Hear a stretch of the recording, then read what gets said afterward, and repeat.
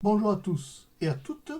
Aujourd'hui, je vais vous parler du guide juridique de la pêche des éditions La Bolle.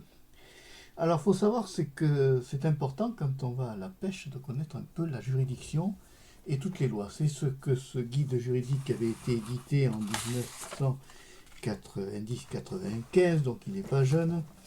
Et je peux dire même qu'il n'est pas à jour parce qu'entre-temps, il y a eu d'autres lois qui sont sorties. Toujours est-il que dans ce livre, on trouvait à l'époque, on nous envoyait régulièrement, c'était par abonnement, on recevait tous les articles de loi, mais enfin, tout n'a pas dû changer, hein.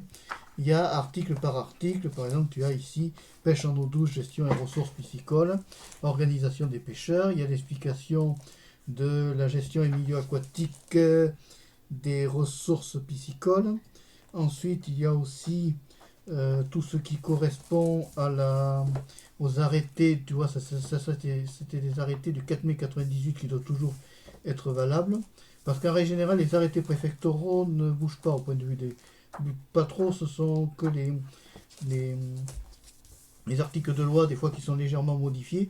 Mais en fait, la base reste excellente, hein. C'était un classeur.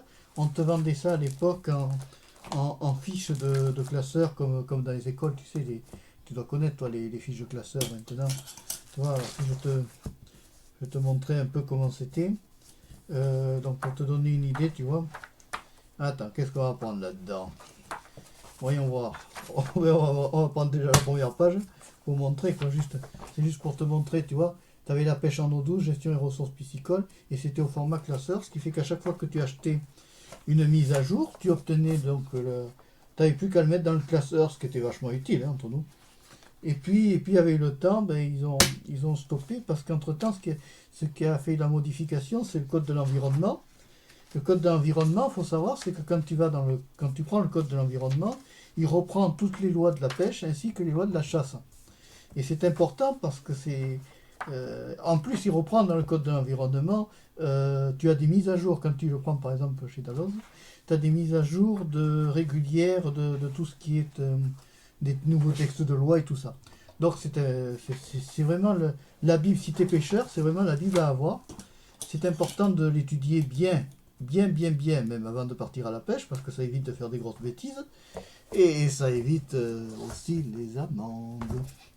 Voilà, c'était juste une petite vidéo pour te parler de ça, du guide juridique de la pêche. Tu vois, à l'époque c'était comme ça était présenté comme ça, c'était des gros classeurs. Alors maintenant, évidemment, ils en ont édité, mais des plus petits, hein, des formats pocket. Enfin, tu regarderas sur les sites internet de librairie, on va pas citer Amazon, hein, euh, on va les citer quand même un petit peu, quand même si on n'a aucun intérêt. Hein, voilà, Amazon, tu trouveras ça certainement sur Amazon ou sur Presse Ministère, enfin tu vois, des sites internet qui font de la librairie. Et il faut aller dans la librairie juridique quand tu cherches des livres juridiques. Voilà, la vidéo est terminée, j'espère qu'elle t'a plu. N'hésite pas à mettre le gros pouce en l'air et à liker la vidéo. Et tu n'oublies pas de t'abonner parce que en t'abonnant à la chaîne Marc Pêchéo 3, c'est gratuit. D'accord? Et il y a aussi un blog que j'ai ouvert.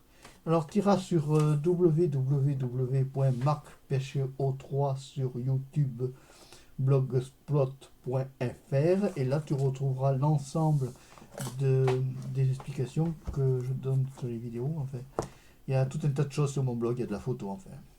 Tu vas voir, c'est amusant. Voilà, je te dis au revoir, à bientôt et merci.